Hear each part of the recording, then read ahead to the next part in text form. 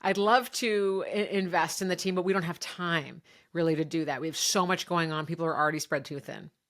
Okay, well, in a sense, time is money. So we're going to talk about the same time. What if we use this time and like someone leaves? And the answer is the cost of not doing it, the cost of having an ineffective person, the cost of having someone working in an unideal way, suboptimal way is so much higher, right? Welcome to the Managing Made Simple podcast, where you get a masterclass in managing your team with ease in 15 minutes or less.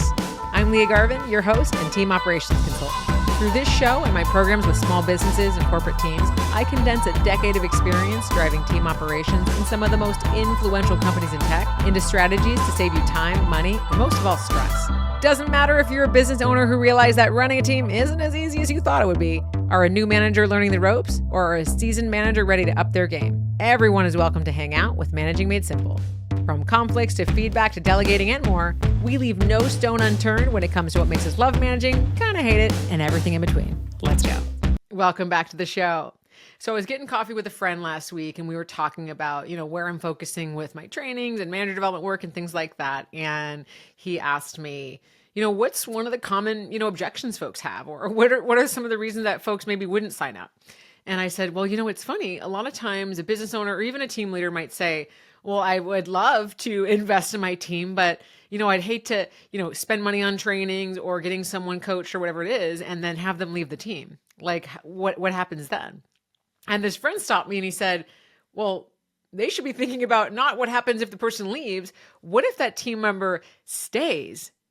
What if that person doesn't get training and they stay and they continue underperforming, or they continue being stuck with whatever issue is going on with them, or they continue, not being effective as a manager, whatever's happening?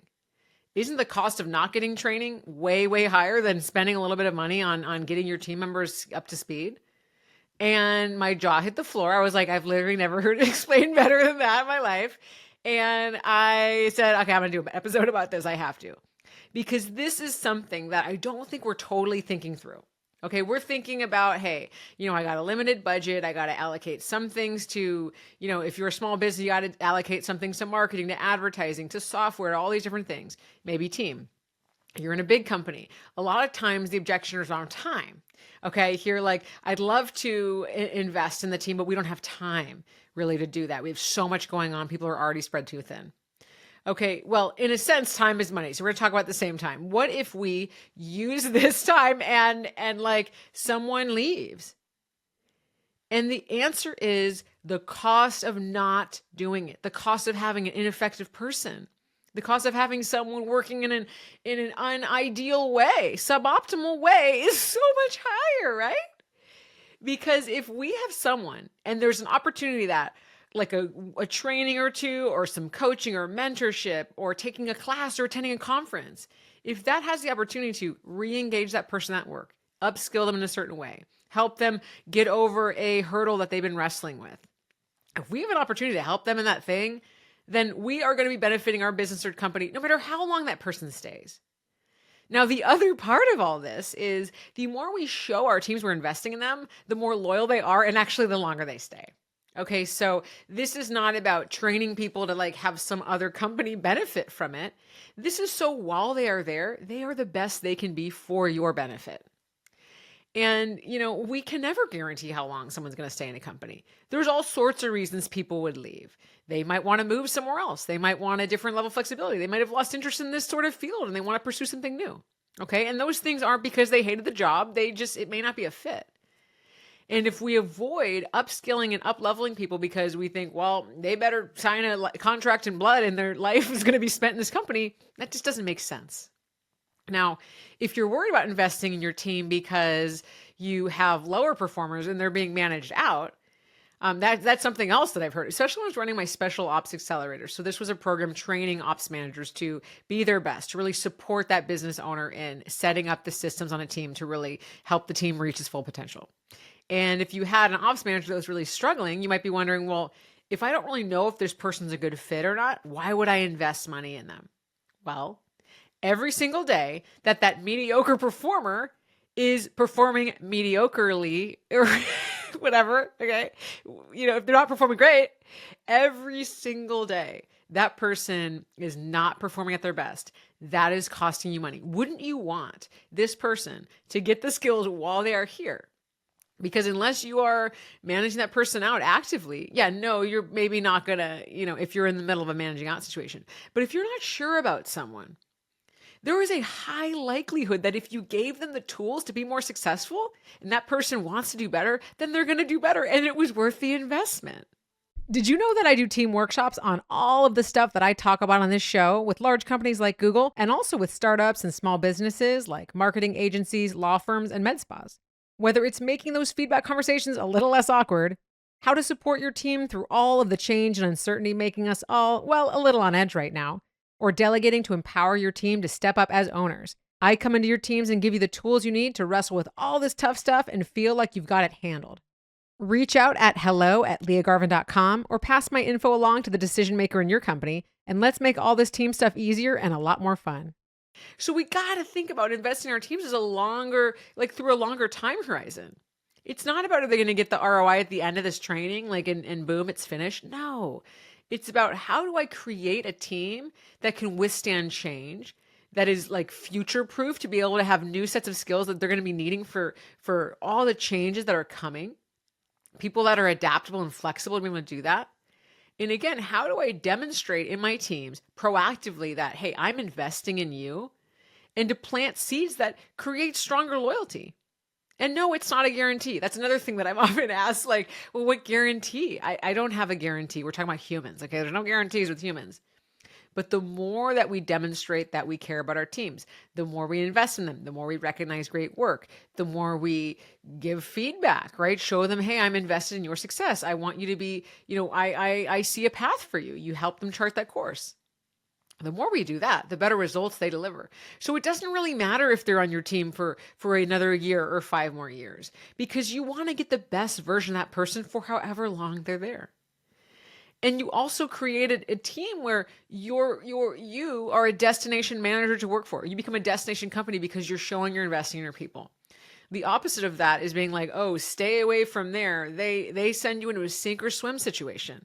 People talk, the internet talks, right? We know the kind of companies that people aren't really bothering with their team members. We all know about it because people are sharing that experience. But if you want your team to be somewhere that people want to be on, both to join in the first place from a recruitment standpoint and to stay on from a longevity standpoint and a retention standpoint, and the more we show our team members, I'm investing in you and I'm not just waiting to hedge if you're going to quit or not, the whole mindset's, it's not where we want to be. You know what I mean? We don't want to live as managers, as leaders, in this fear of trying to look 2 steps ahead and only investing someone if it's a total sure thing. Because again, it's people. We have no idea if it's a sure thing or not. Instead, put it forward. Invest in people. Show them I'm here for you. Because the cost of, let's say you spend $5,000 investing in a coach for a team member, and they go through a coaching program, 3 or 6 months, whatever. And that person at the end of the day, they really discover, I don't love it here. I think I do want to move on. Really? Is that going to bring your business down, that $5,000? No, because if that person's heart wasn't in it, their performance was going to start dipping, and that cost you so much less pain for them to realize it themselves than for them to kind of start not delivering results, and then you're having to spend all this time kind of figuring that out, and then maybe eventually they really don't deliver, and then you're managing them out. It's so much easier for you. That $5,000 that you spent on that person has already saved you so much more time in having to figure out someone that realized I don't like it here. And then they stay because they are stuck and they don't know what to do about it. It's always worth it. It is always less expensive than the alternative. Investing in things like training your managers. I mean, you all are listening to your managers and you look around and you see a lot of folks don't get manager training. A lot of managers do not listen to this show, so let's change that. But a lot of us start our jobs as managers and we get no training at all. And then it's harder to give feedback. It's harder to have hard conversations. It's harder to navigate conflict. It's harder to set expectations. And so the work productivity goes down and we're slower and we're muscling through it. And we are figuring out how to navigate this whole world of a manager ourselves. by reading maybe some books or, piecing it together, watching YouTube videos or whatever, talking to friends. If we were given the resources of some kind of programming, some kind of coaching, something, say, hey, first-time managers, new managers, like here are some of the fundamentals to really help you get over these hurdles. What an easier job we would have. And we're not learning at the expense of our teams, right? If your team member is in a new, they start in a new kind of job, like let's say they get promoted and now this new title is a little bit out of their, there's a lot of learning to it. And there's an opportunity to send them to a class or a training. It's going to make that easier. Or they need to really have industry knowledge and there's a really great conference that could be coming up, but it's, $1,000 a ticket and it's in Europe or something. So you got to spend a lot of money to get them out there. We're talking trivial expense in the grand scheme of things for someone to be able to deliver better results.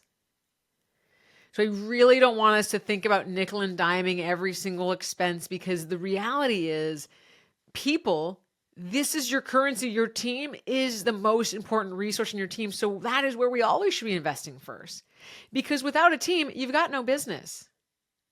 Without a team, you have no one to deliver the results that you need to deliver. You have no one to deliver your 2025 plan. You have nobody.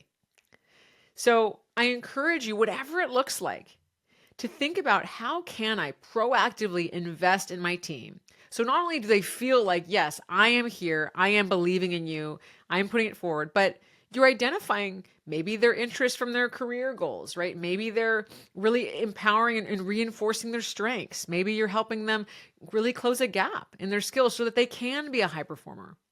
Whatever that looks like, making those investments will always pay off in spades. Because even if that one team member leaves that you've invested in, other team members see we are a team where we invest in our people, right? And then that elevates their performance. So there's never a downside. And I'm telling you, it is a trivial cost, whatever you're investing in the development of your team, compared to the cost of folks working ineffectively. That's always going to cost more, because the ineffective workers, that makes high performers not want to be on the team. And then they start leaving. Okay. And that makes your customers frustrated because they're not able to deal with the challenges that come up. And that makes your stakeholders not believe in you as a manager, right? The consequences are too high. So I want you to think about that question.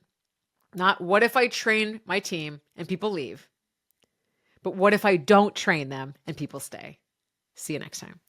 That's all I have for today. Thank you so much for tuning in to the Managing Made Simple podcast, where my goal is to demystify the job of people management so that together we can make the workplace somewhere everyone can thrive. With that said, let's spread the word. If you love this episode, please pass it along to someone who might benefit from it. See you next time.